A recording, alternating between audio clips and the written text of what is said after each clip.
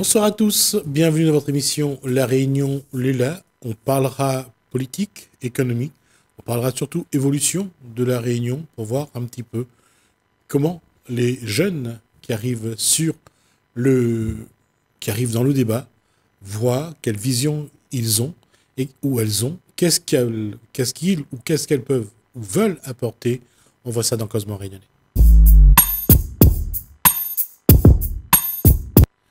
Et pour m'accompagner sur cette posture, j'aurai à chaque fois que l'occasion se fait, Vincent Defaux, bonsoir. Bonsoir, bonsoir La Réunion. Pour poser les questions. Et votre invité ce soir est donc, bonsoir, Ludovic Sautron. Oui, bonsoir Ludovic, on va se tutoyer parce qu'on se tutoie dans la vie de tous les jours, on ne va pas inventer pour la télé.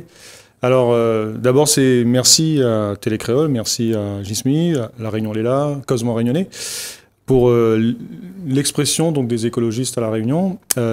Présentation d'abord de Ludovic, est-ce que tu peux te présenter? Parce que Ludovic, j'ai l'honneur aujourd'hui, ce soir, d'annoncer que Ludovic donc, a l'honneur de me remplacer justement comme référent Génération Écologie La Réunion. C'est une exclusivité Télé Créole. Et donc je laisse à Ludovic le soin de se présenter, ton parcours, tes passions, tes hobbies et tes projets surtout. Bonsoir, merci de me recevoir à Télé Créole. En fait, moi, c'est Ludovic Sautron, j'habite à Saint-Denis. Aujourd'hui, je suis représentant de Génération Écologie La Réunion. Ne pas confondre. Oui, on travaille souvent avec eux, voilà, donc voilà. C'est la même famille. Ouais. Qu'est-ce que j'aime dans la vie? J'aime le sport, la gastronomie réunionnaise, le footing, le vélo, j'aime les animaux. Et voilà, et j'ai 41 ans et c'est la deuxième fois que je me présente en mon nom dans une élection. D'accord. Alors justement... On va préciser justement, ouais. Il se présente pour la deuxième fois sur quelle élection? Alors l'année dernière, je m'étais présenté au cantonal avec une binôme. On a fait 16%, donc partant de pour nous c'était une réussite, c'était la première fois. Donc on a senti un engouement et là, cette fois-ci, je repars à l'aventure des législatives en juin. Sur quelle circonscription? Ça sera sur la 1 Saint-Denis. D'accord. Alors justement, donc tu incarnes un certain renouvellement de la classe politique à La Réunion, puisque tu es relativement jeune. Alors justement, ouais. Lorsqu'on dit que est-ce qu'aujourd'hui, Ludovic Sautron pense qu'il faut renouveler la classe politique? Alors, en tout cas, il y a une autre vision, la jeunesse et même ceux qui sont un peu moins jeunes et qui ont moins d'expérience politique. On a vu ce que les anciens, ou maintenant ce qu'on peut dire les dinosaures ont fait depuis 30 ans, 40 ans ici à La Réunion. On voit bien qu'on est dans la même situation de problèmes qu'il y a déjà 20 ans ou 30 ans. Ça n'a pas beaucoup évolué. On est toujours dans les problèmes de chômage, d'économie qui a du mal à se développer sur l'île, le logement, l'environnement, le transport. Donc maintenant, place à l'action peut-être. Je me permets de poser cette question à Vincent Defaux. Oui. C'est qui a connu un petit peu la génération d'avant. Qu'est-ce qui est difficile à changer dans le comportement politique, quelle que soit la génération? Fondamentalement, enfin, on y viendra avec Ludovic, mais je pense que c'est la question du projet pour La Réunion, de l'engagement pour un programme, pour une vision de La Réunion. Et aujourd'hui, moi, c'est la question que je veux poser à Ludovic, c'est est-ce que Ludovic Sautron, lui, est-ce qu'il est porteur d'une vision pour La Réunion? Est-ce qu'il est porteur d'un projet? Parce que depuis, finalement, 20 ans, voire plus encore, on n'avait pas de projet pour La Réunion. Moi, le seul projet que je me souvienne, et en plus, je n'ai pas vraiment vécu, c'était le projet des autonomistes mené par Paul Vergès contre les nationaux ou les départementalistes menés par Michel Debré. Depuis, qu'est-ce que je peux dire? Enfin, je suis assez virulent quand je m'exprime ainsi. Mais les gens, ils ont voté pour une télé en 1992. Les Réunionnais, j'ai pas compris. Ça veut dire que à partir de ce moment-là, je crois qu'il y a comme un bins. Il y a un problème. Et est-ce qu'aujourd'hui, on ne peut pas redonner à la politique ses lettres de noblesse. Et moi, je compte justement sur des jeunes comme Ludovic Sautron pour donner une nouvelle vision politique pour la Réunion, ce qui manque fondamentalement. Même s'il y a des tentatives, même s'il y a des jeunes qui émergent, ce sont des gens talentueux, qui sont de fins tacticiens, de fins stratèges, mais pour quelle Réunion? C'est ça ma question. Alors peut-être que tu peux nous répondre là-dessus. Quel est ton projet? Alors, avant de répondre à cette question-là, sur le projet, quel constat ou quel bilan Ludovic Sautron fait de la politique depuis qu'il a découvert la politique qu'il connaît? Comment il a vu évoluer la Réunion à travers les décisions politiques? Ben, à travers les décisions politiques, aujourd'hui, ce que nous, on se rend compte, c'est que le coût de la vie augmente et les infrastructures qu'on nous met en place ne sont pas porteuses d'emploi pour les jeunes. Les constats qui ont été faits dans les années fin 90 prévoyaient ce coma circulatoire qu'on allait être dedans dans les années 2020, et 20 ans plus tard, on y est dedans et aucune action pour résorber le coma circulatoire a été fait déjà. Et je vais poser, on va dire que le hasard fait bien les choses, et là je m'adresse aux écologistes. On sait que dans tout pays, le pouvoir vient de ceux qui ont de l'argent. Le lobby des voitures à La Réunion a un poids et qui pèse. Extraordinaire, oui. Quand on regarde la situation comment la situation de La Réunion a évolué, justement, on a l'impression que ça n'a pas changé. Mais ça a empiré même. Ça peut qu'empirer. Pardon. Mais justement, aujourd'hui, entre comment casser l'économie dont on a besoin pour l'emploi, comment la politique peut influer sur l'économie pour que ça, on change justement. On parle de vision. Quelle est la vision de Ludovic Sautron pour demain? Comment lui, il voit l'avenir de l'économie, de l'automobile, des routes, de ce coma circulatoire? Est-ce que il pense que la prochaine génération de femmes et d'hommes politiques peut changer ça, peut aller contre un lobby financier qui pèse sur la politique à La Réunion? Alors, j'irai plus loin. Simplement, est-ce qu'on peut sortir du tout automobile? Alors, le but, c'est pas aller contre l'automobile, mais c'est trouver d'autres façons de circuler. C'est-à-dire, il y a d'autres pays qui vendent toujours des véhicules, et on a le choix de pouvoir prendre un tram-train, un tramway, un train. On a le choix de choisir son mode de transport plus écologique pour ceux qui le souhaitent. Donc, je ne verrais pas pourquoi on va arrêter le tout automobile aujourd'hui, mais par contre, on peut améliorer les conditions de transport des gens qui ne veulent pas s'engager dans un crédit, parce que c'est bien ça le gros problème ici, c'est que si on n'a pas de voiture, on ne peut pas circuler, c'est très compliqué. Bon, ben, les cars jeunes, c'est bien, mais on va dire il peut être amélioré.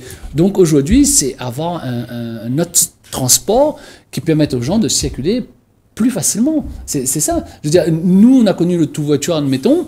Ben, les générations qui arrivent derrière, eux peut-être, ben, le tram-train, là aujourd'hui le téléphérique, ils vont le prendre normalement et très facilement. Donc je dirais, si on ne sollicite pas des actions dans ce sens, demain on se retrouvera dans 20 ans encore avec chacun un véhicule et on ne pourra plus du tout circuler sur la Réunion. On va pas passer tout notre foncier à mettre des routes partout sur l'île. On en a besoin déjà pour le logement et ainsi que l'alimentation, l'agriculture. Je crois que Ludovic a aussi pointé un point important, c'est aussi la question des banques. C'est-à-dire que le lobby de l'automobile, c'est pas seulement les voitures et les garagistes, mais c'est aussi le secteur bancaire, les sociétés de crédit qui poussent à la consommation, poussent au crédit, etc. Et donc, c'est assez quand même tentaculaire. Et est-ce que, toi, tu vas te présenter aux élections législatives, est-ce que, député, quel projet de loi tu peux porter dans ce sens, par exemple, pour limiter au maximum ce lobby ou essayer de casser ce monopole ou ce trust, j'allais dire, qui a à La Réunion une influence considérable, pour reprendre l'expression de Vergès. Bon, en tout cas, y a quelque chose qu'il faut savoir, enseignant également. Donc, je vois bien les jeunes, ce qu'ils veulent, c'est avoir une belle voiture. Quand je leur dis, quand vous aurez un CDI demain matin, qu'est-ce que vous allez acheter? une bonne partie me disent une voiture. Et moi, je leur dis non, il faut s'acheter un toit, il faut faire un crédit pour s'acheter une maison ou un appartement, mais pas une voiture, mettre de l'argent là-dedans, parce que dans quelques années, elle ne vaudra plus rien. Ce qu'il faut faire, en fait, c'est essayer de voir comment on arrive dans le monde financier à baisser le taux d'endettement encore. Parce qu'aujourd'hui, quand les gens achètent une voiture, ils ont comment dire ça, ils ont des forfaits de téléphone, de télé, tout ça ensemble, additionné, c'est là où la population ne se sera pas après. Est-ce que ce discours n'est pas un peu décalé par rapport... Je ne dis pas que c'est pas bon, hein. Oh oui. Décalé dans le sens où aujourd'hui, quand on regarde, les voitures continuent à se vendre, l'augmentation des ventes se confirme chaque année, les gens sont toujours en train d'acheter, de s'endetter. Est-ce qu'il ne faudrait pas trouver un discours... Gismi, moi j'ai une autre question. Est-ce que ta question n'est pas décalée? Quand tu vois l'augmentation des prix des carburants, oui. On arrive à un point où maintenant, tu vas mettre 200 € pour faire un plein. Enfin, je pose, ça devient ahurissant. Tout à fait, je suis d'accord. C'est la moitié du RSA, quasiment. On atteint la limite. Hein. Comment les petites gens vont faire pour circuler, bon, pour toujours prendre le car jaune, qui va pas les amener où il faut au bon moment, etc. Donc, encore une fois, ils seront éloignés de l'emploi. Et on en revient sur l'idée des invisibles, c'est une nouvelle étude qui est sortie, où les gens qui sont en situation difficile, ben, finalement, ils s'éloignent de plus en plus de l'emploi et du bien vivre, finalement. Je suis d'accord quand Dando dit que ça peut être décalé, mais ce que je veux dire, c'est que, quelque part, on ne pointe pas du doigt les vrais problèmes de notre société. On montre les conséquences. Ben moi, je veux vous dire, le choix, est-ce qu'on a le choix? Est-ce qu'aujourd'hui, quelqu'un qui habite, je vais prendre Saint-Denis parce que j'habite à Saint-Denis, qui habite là-haut, brûlé, il a le choix de prendre un autre moyen de transport que sa voiture? C'est très compliqué. C'est très compliqué, effectivement. Mais je vais me faire l'avocat du diable. Il y a 40, 50 ans, on va dire 50 ans, ça nous amène à 1970, on circulait en bus, pour la plupart. D'accord ? 70, 80, on prenait le bus. On n'avait pas le choix, parce qu'il n'y avait pas d'autre chose, et qu'on avait besoin de circuler, donc on prenait le bus. La question, c'est qu'aujourd'hui, c'est ça, est-ce qu'on peut changer la mentalité de l'individu? Est-ce qu'on peut le réapprendre à prendre un bus de temps en temps, à laisser la voiture au garage? Est-ce qu'on peut faire en sorte d'apprendre aux gens à covoiturer? Bien sûr. Est-ce que votre génération, celle qui arrive, qui a déjà des valeurs, une façon de voir, est-ce que cette génération-là peut se dire on peut faire les choses autrement? Apprendre aux gens à partager, apprendre à faire les choses différemment. Est-ce que ça, c'est une mission qui vous paraît possible ou impossible? Alors, il y a beaucoup de choses rien n'est impossible, on va dire, mais en fait, tout passe par l'éducation et tout passe par les offres de possibilités. Avant, il n'y avait que le bus, avant, il n'y avait que le train. On aurait pu faire un maillage de tout ça. Il y a des pays en Europe aujourd'hui qui ont un maillage train, bus, voiture, vélo, et qui ont commencé bien après nous. Nous, on avait déjà tout ça avant. Si on avait juste amélioré ce qu'il y avait déjà et ensuite additionné les autres modes de transport, on ne serait pas aujourd'hui dans ce coma circulatoire qu'on a sur nos routes. Ça, je suis d'accord. Ça, c'est une erreur tactique pour La Réunion, hein, une erreur stratégique même. Le constat est vrai, il n'y a pas de problème. Ouais. La critique a son sens. Mais la question est, demain, c'est vous qui êtes au pouvoir, c'est votre génération qui est au pouvoir. Est-ce que vous pensez que vous aurez la force, l'énergie de dire non, on va changer, on va prendre d'autres décisions? En tout cas, moi, l'énergie et la conviction, je l'ai. Ça y est, je les ai en tout cas. Le problème, tout se pose à un moment donné, c'est pour améliorer nos infrastructures routières ici, on est obligé de faire appel à des multinationales. Non. Souvent. Non. Ça, c'est l'erreur qu'on commet à chaque fois. Et là, je veux dire à quelqu'un qui connaît l'institution régionale, c'est que les groupements qu'on fait des entreprises, on peut les faire ici. Alors moi je prends un constat jusqu'à présent, ce qui s'est passé. Hein, très peu de grosses infrastructures ont été faites par des entreprises locales. Hein. Non, parce qu'on n'a pas cherché à les faire. Oui. Alors moi ce que je disais... Sur la route des Tamarins, oui. On a discuté, et pour avoir été dans les conférences de presse, Paul Vergès abordait souvent le fait de faire des groupements avec les petites structures de la Réunion. Mais à la rigueur, même s'il y a une volonté politique de le faire, est-ce que vraiment les gens sont capables de s'entendre? Ah ben ça c'est un débat, mais je ne sais pas si c'est le plus important. C'est essentiel à certains égards. Mais le plus important, enfin je parle par exemple pour le train. Parce que moi je pense qu'aujourd'hui, dans le cadre de la lutte contre le réchauffement climatique, une des premières priorités, c'est de mettre en place un réseau ferré, même léger, comme le tram par exemple, sur tout le littoral réunionnais. Ça, c'est une priorité et on n'y échappera pas. Et je pense que aujourd'hui, la technologie, elle n'est pas réunionnaise. Il faut le dire. Donc effectivement, c'est forcément un groupe, sans faire publicité, soit français, soit canadien, qui va venir, qui va travailler ici. Sur ce projet-là, oui. Oui, très clairement. Mais sur des projets d'une certaine envergure, comme par exemple ce qui aurait pu être... Même sur les bus, aujourd'hui, c'est plus des Réunionnais, ce sont des multinationales. Oui. Qui sont actionnaires principaux. Parce qu'on est en train de vendre... La Réunion, ça fait un moment. Avec Ludovic, souvent on en parle. Dans les grandes et moyennes surfaces, la grande distribution à La Réunion, est-ce que c'est encore des Réunionnais? Non. Bon, après, on peut revenir sur le modèle de la grande surface. Allons plutôt vers le circuit court, par exemple. Oui, bien sûr. Le circuit court, il faut donner les moyens aux agriculteurs et aux producteurs. Là aussi, voilà. Ça, c'est un élément qui est juste, mais qu'on sort comme ça. Et on dit le circuit court. Mais tout ce qui doit se mettre autour avant, qui doit se faire avant d'arriver au circuit court. Parce que l'agriculteur, il ne va pas se prendre la tête. Lui, ce qui l'intéresse, c'est de vendre son... Ah bah oui, il faut qu'il sache qu'il puisse déjà vendre. Il faut que le circuit soit installé pour que lui puisse venir dessus. Mais est-ce que les politiques vont installer... Est-ce qu'aujourd'hui, on veut concurrencer les grandes surfaces ?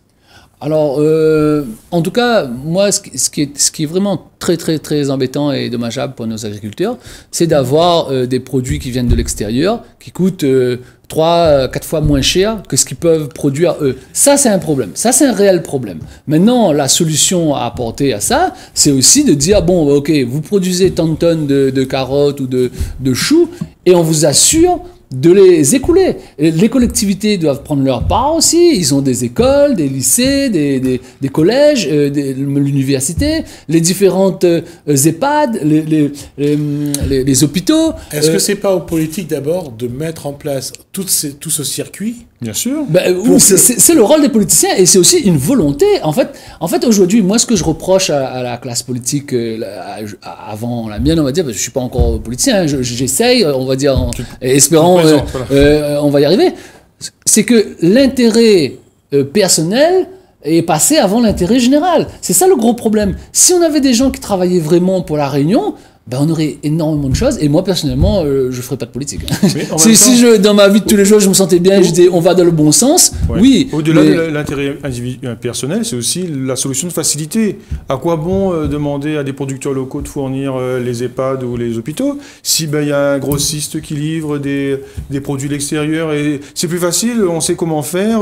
Dans les marchés, la commission des appels d'offres est déjà déterminée, on a déjà la tarification, enfin tout est déjà sur du papier. Pourquoi changer? C'est ça en fait. Pourquoi changer déjà? Bon, alors ok, on peut dire que ça c'est plus compliqué, mais c'est possible, c'est largement possible. L'autonomie alimentaire, on doit y arriver quand même. Je veux dire, là on voit bien avec la guerre en Ukraine, par exemple. On voit bien très bien le problème. Le Covid, on a vu les soucis aussi de livraison. La question de l'autonomie alimentaire, c'est une chose. Mais est-ce qu'il y a une volonté réelle des politiques qui en parlent de réaliser cette autonomie alimentaire? Moi, j'aurais une question. Je sais qu'avec Ludovic, on n'est pas forcément d'accord là-dessus, mais est-ce qu'on peut atteindre l'autonomie alimentaire si en même temps on défend une filière canne et sucre? À mon sens, c'est impossible. Parce qu'on a besoin de terre pour nourrir notre population, et le sucre, que je sache, ne nourrit pas. Alors, moi personnellement, à l'heure actuelle, je pense qu'il y a assez de foncier pour faire les deux. Il y a largement assez de foncier pour faire les deux ici sur l'île. Il faut savoir que le sucre roux, le sucre de canne, a de la valeur aujourd'hui. C'est-à-dire qu'ils se sont rendus compte en Europe que le sucre de betterave posait problème, ça a donné je ne sais plus quoi comme problème de santé également, et c'était pas forcément le meilleur sucre. Donc le sucre roux peut rentrer dans un label de qualité. Il y a une chose aussi actuellement, c'est que la Réunion va vers ce qu'on appelle les sucres spéciaux, avec le soutien de l'Europe. Et les sucres bio aussi, parce que la Chambre d'agriculture a signé un protocole, je crois, avec une grande marque oui. pour produire du sucre bio. Mais est-ce que c'est pas plutôt une niche plutôt qu'une filière qui couvrirait donc la quasi-totalité des terres agricoles, terres arables? C'est une question qui mérite d'être posée, parce que est-ce que la priorité, c'est pas plutôt de produire de ce dont on a besoin pour se nourrir? C'est-à-dire des céréales, un peu de matière protéinée, des grains. Moi, par rapport à l'alimentaire, moi j'ai une idée très claire là-dessus, c'est-à-dire qu'on peut produire des choses ici localement, mais il faut prendre en considération aussi les pays de la zone océan Indien autour de nous. C'est-à-dire qu'aujourd'hui, les 3/4 des choses arrivent de l'Europe ou vraiment de très loin. On est un département français avec des pays comme Madagascar, comme l'Afrique à côté, et on travaille très peu avec eux. Oui, mais attention, parce que les agriculteurs réunionnais sont assez hostiles à la collaboration avec... Ce qu'on ne peut pas faire ici localement, par exemple. Ce qu'on peut pas faire ici localement, ou sinon ce qu'on ne peut plus produire après le passage d'un cyclone, par exemple, on peut très bien travailler avec les pays qui sont juste à côté de chez nous. Oui, mais ça, il faudra des accords internationaux. Commerciaux. Oui, mais ces accords-là, à un moment donné, il faudra mettre aussi sur la table la possibilité de décider quelque chose. Il faut que ce soit Paris qui signe. Non, est-ce que Paris commande à nous? Est-ce que Paris commande à nous? Non, Paris commande pas nous. Pour ma part, Paris commande pas moi. On arrive à la fin de ces 20 minutes d'échange. Ouais. On a fait même. Il faudra faire un deuxième round. 22, si vous voulez. On est déjà arrivé à 22 minutes. Donc on va s'arrêter là sur ce sujet-là. On se revoit la prochaine fois. On reprendra, s'il le faut, sur cette vision de l'économie et de l'agriculture. On verra un petit peu comment la nouvelle génération voit, je dirais, l'évolution de l'agriculture à La Réunion. Merci donc à Vincent Defaux. Merci à vous. Merci à Ludovic Sautron pour cet échange. On aura l'occasion de les revoir et de continuer aussi ce débat avec cette génération qui commence à pointer le bout de son nez et à vouloir aussi prendre la place, parce que de toute façon, d'une manière ou d'une autre, il faudra bien faire évoluer cette classe politique. Merci à vous deux. Merci à vous de nous avoir suivis. Merci Alain, merci François. Je vous dis à bientôt.